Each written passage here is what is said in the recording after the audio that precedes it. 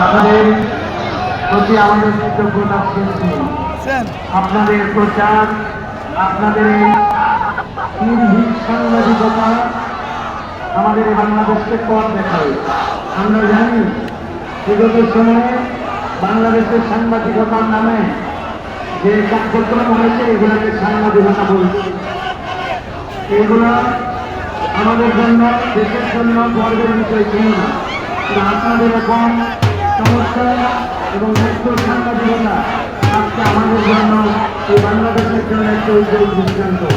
কিন্তু আপনারা আমাদের স্বেচ্ছাসেবক যারা রাত দিন পরিশ্রম করছে, যারা নিজেদের স্বার্থে নয় প্রোগ্রামকে সফল করার স্বার্থে তাদের টেলিভিশন বিগত 7 দিনের কষ্ট এগুলো কেউ আমরা তাদের এই ধন্যবাদ দিয়ে তাদেরকে আমরা শেষ করতে পারবো না। কিন্তু আমরা দেখছি আমাদের কিছু ভাইয়েরা তারাও হয়তো বিভিন্ন কারণে তাদের সাথে রুলো কথা বলছেন, জোরে কথা বলছেন, তারা মনে কষ্ট পাচ্ছে, আপনারা কষ্ট পাচ্ছেন। আজকের প্রোগ্রাম তো আমাদের গাজাবাসীর কষ্টে নিজেদের দিলের কষ্ট জানান দেওয়া।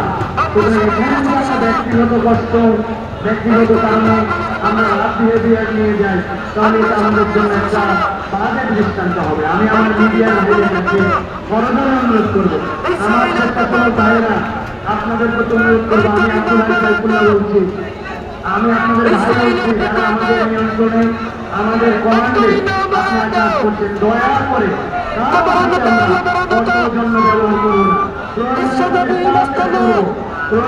না, হাত চেপে দেবো, মাথা দিয়ে দিব, তারপরে আমরা কাউকে কোনো কষ্টদায়ক আচরণ করবো না, সবর করবো আমরা ইনশাআল্লাহ।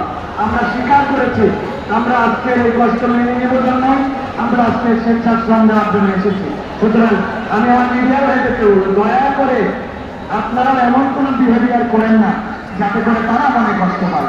আমরা ভাই ভাই একসাথে কাজ করে প্রোগ্রামকে সফল করতে, আর বেশি সময় নেই, আমাদের প্রোগ্রাম